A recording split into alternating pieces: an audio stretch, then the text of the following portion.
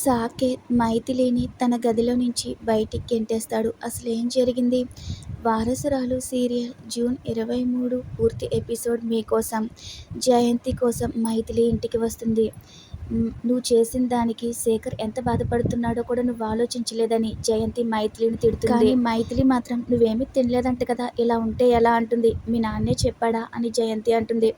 ఏమీ తినకుండా ఇలా ఉంటే జరిగింది మారిపోతుందా? నేనే అన్నం కలిపి తీసుకొస్తానని మైత్రి కిచెన్లోకి వెళ్ళి అన్నం కలిపి తీసుకొస్తూ జయంతి దగ్గరే కూర్చుంటుంది. అయితే తన మెడలో తాళి బయటకు వచ్చేస్తుంది. అది మైథిలి గమనించుకోదు. సాకేత్ పేరు నువ్వు నోటి వెంట రాకూడదు అనగానే అలాగే అంటుంది మైథిలి. సాకేత్ని పెళ్లి చేసుకుంటానని చెప్పకూడదు, శేఖర్నే పెళ్లి చేసుకోవాలని జయంతి అంటూ ఉంటే నువ్వు శేఖర్ పేరెత్తితే నేను సాకేత్ పేరెత్తుతానని మైథిలి అంటుంది. నేను మొండిదాన్ని అంటుంది మైథిలి. నీ మొండితనమే వచ్చింది అంటుంది. ఇక అప్పుడే బలవంతంగా జయంతికి తినిపించబోతూ ఉంటే అప్పుడే నాగేంద్ర మైథిలి మెడలో తాళి చూస్తాడు. దగ్గరకొచ్చి టవల్ వేసేస్తాడు. మైథిలికి సైగలు చేసి లోపలికి పంపించేస్తాడు. మరో సీన్లో పుట్టింటి నుంచి పిండి వంటలు తీసుకొస్తుంది మైథిలి. మీ అత్తగారు నీ కోసం ప్రేమగా పంపించిన స్వీట్స్ అని చెప్పి సాకేత్కి అవన్నీ ఇస్తుంది. అదేంటి అత్తగారు అంటున్నావంటే, మీ అత్తగారంటే మా అమ్మ అల్లుడికి పెట్టమని అభిమానంగా పంపించింది అనగానే అభిమానమా అని నేలకేసి కొట్టబోతాడు. వెంటనే ప్లేట్ పట్టుకుంటుంది. అలా స్వీట్స్ నేలకేసి కొడితే పాపం తగులుతుంది అని ఆపుతుంది. ఈరోజు కాకపోతే రేపైనా తినాలి అంటుంది.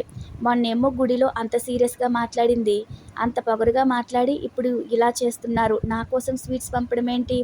అమ్మో కొంపంతా నాటకాల కొంపలనే ఉంది అని సాకేత్ అంటాడు. మీది పెద్ద మాయల మరాఠీ కుటుంబంలా ఉంది అంటాడు.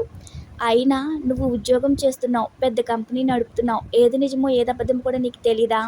మా వాళ్ళకి ఇదేమీ తెలీదంటుంది మైథిలి. మరి మా వాళ్ళు పంపించారని ఎందుకు ఇవన్నీ పెడుతున్నావు అని సాకేత్ అంటాడు.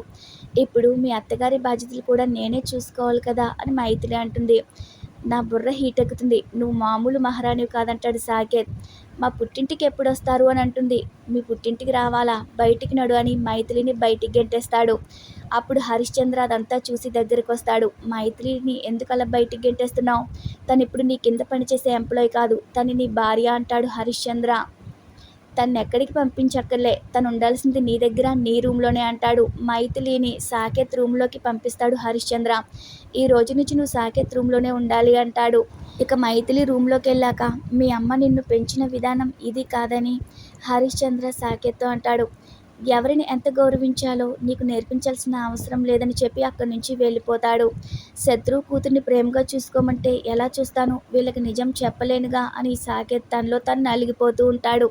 అంతా నా కర్మ అనుకుంటాడు. మరోవైపు చందన కూడా బాధపడుతూ ఉంటే కైలాస్నాథ్ దగ్గరికి వచ్చి ఒంటరిగా ఏం చేస్తున్నావు అని అడుగుతాడు. నువ్వు బాధపడి కన్నీళ్లు పెట్టుకోవద్దు అంటాడు. నేను ఆశపడింది జరగలేదు, ఆ రాతే లేదేమో అని తను బాధపడుతూ ఉంటుంది. ఆ మైథిలిని చూస్తే రౌడీలతో తన్ని పైకి పంపించేయాలనిపిస్తుంది. తర్వాత వచ్చే గొడవల గురించి, కేసుల గురించి ఆలోచిస్తున్నానని కైలాస్నాథ్ అంటాడు. మా నాన్న కూడా మైథిలిని వెనకేసుకొస్తున్నాడని చందన అంటుంది. కూతురు గురించి ఆలోచిస్తాడు ఏ తండ్రైనా, ఈ నాన్నేంటో అని చందన తిట్టుకుంటూ ఉంటుంది.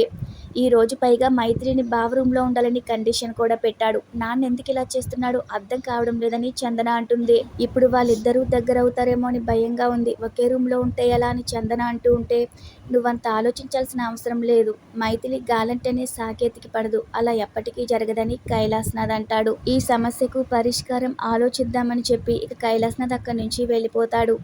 మరోవైపు మైథిలి అద్దం ముందు రెడీ అవుతూ ఉంటే అది చూసి సాకేత్ తప్పించుకుని అక్కడి నుంచి వెళ్ళిపోయే ప్రయత్నం చేస్తాడు. అనుకోకుండా కాలు జారి మైథిలి మీద పడిపోతాడు. ఇక అప్పుడే సౌదామణి సాకేత్ అని పిలుస్తూ పైకి వస్తుంది. రేపటి ఎపిసోడ్లోని మరిన్ని ఆసక్తికర విశేషాల కోసం మన ఛానల్ని సబ్స్క్రైబ్ చేసుకోండి.